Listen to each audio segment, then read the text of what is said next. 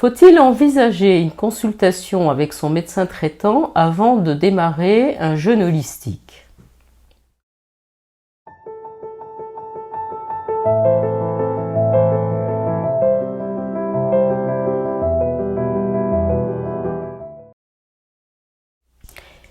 Bonjour, je m'appelle Nicole Magui, je suis médecin holistique et j'accompagne toutes les personnes qui en ont assez de subir leur maladie et leur vie et qui souhaitent vraiment redevenir acteurs de leur santé. La question aujourd'hui à laquelle on va répondre, c'est est-ce qu'il est nécessaire, est-ce qu'il est utile, est-ce que c'est bien de consulter son médecin avant de démarrer un jeûne d'une semaine? Alors j'ai envie de répondre d'une manière un peu nuancée. Oui, c'est utile et peut-être non, ça n'est pas utile. Ça va dépendre de votre médecin. Si vous avez un médecin qui est ouvert à ce genre de pratique, oui, bien évidemment, c'est lui qui va être le mieux placé pour vous guider parce qu'il vous connaît. Mais à contrario, si c'est quelqu'un qui n'est pas du tout au fait de l'intérêt sur le plan thérapeutique du jeûne, ou bien qui est, ce qui est quand même assez souvent le cas, farouchement opposé à l'idée de jeûner, ça va pas être une bonne idée. Par contre, ce qui va être une très très bonne idée, c'est d'avoir une consultation avec quelqu'un qui est bien habitué à accompagner des jeûneurs, qui a une belle expérience d'accompagnement dans ce domaine, que ce soit un naturopathe, que ce soit un coach de vie, que ce soit un médecin, mais vraiment à condition qu'ils connaissent bien le sujet. Là, oui, ça va être extrêmement important. Alors, replaçons un petit peu les choses dans leur contexte. En général, le fait d'avoir envie de faire l'expérience d'une semaine de jeûne n'est pas quelque chose qui vous tombe dessus comme ça du jour au lendemain. Vous en avez entendu parler, ça vous a interpellé, puis vous vous êtes dit, ouais, c'est intéressant, mais est-ce que je vais vraiment avoir le temps de faire ça? Et puis bon, j'ai un peu peur de jeûner quand même sur un temps long comme ça. Est-ce que je vais vraiment tenir le coup?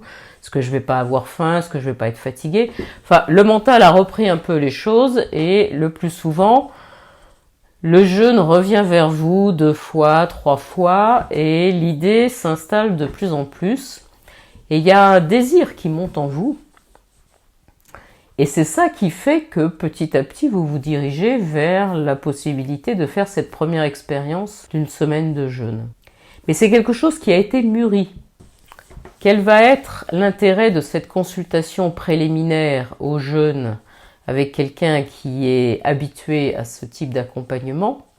D'abord, ça va être de déceler éventuellement une contre-indication au jeûne, parce que c'est vrai que le jeûne hydrique en particulier est quelque chose de totalement naturel qui n'offre pas de grandes difficultés, mais cependant il y a quand même des contre-indications.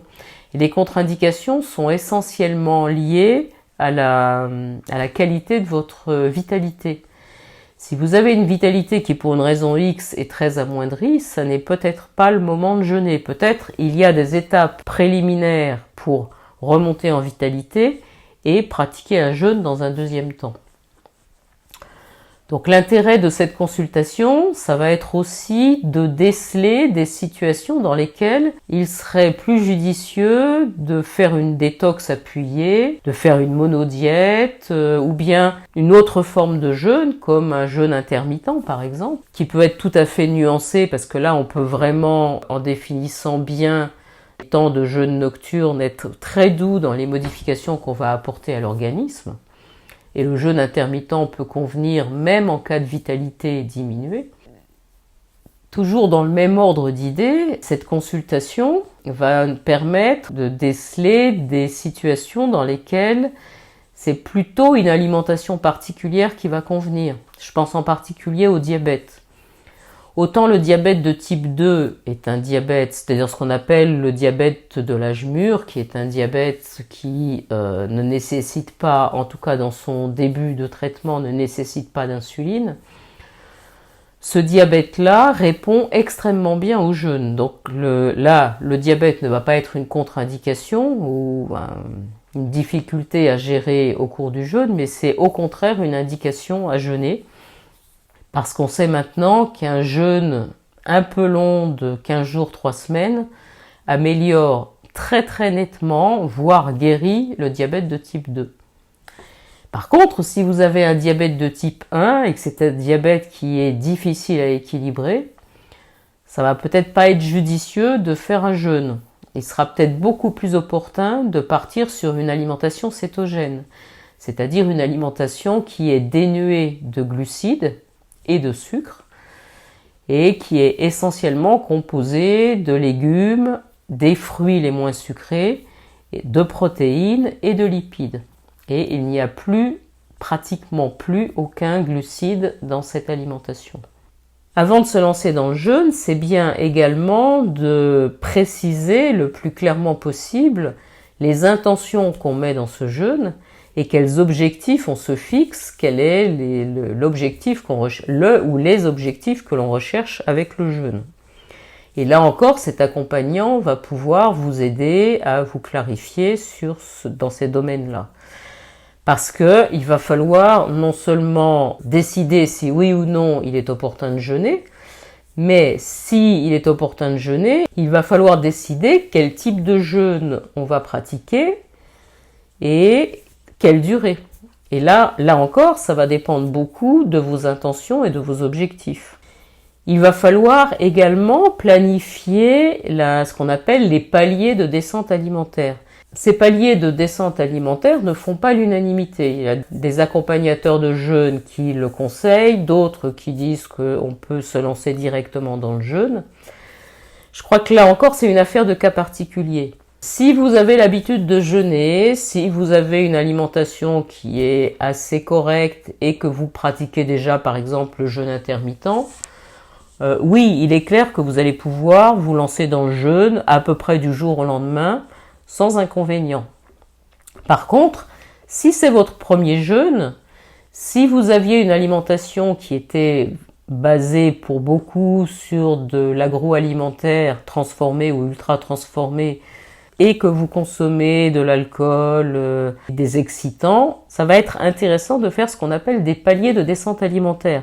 C'est-à-dire que selon les cas, une semaine avant ou un peu plus, une dizaine de jours avant le démarrage du jeûne, vous allez commencer petit à petit par enlever des aliments.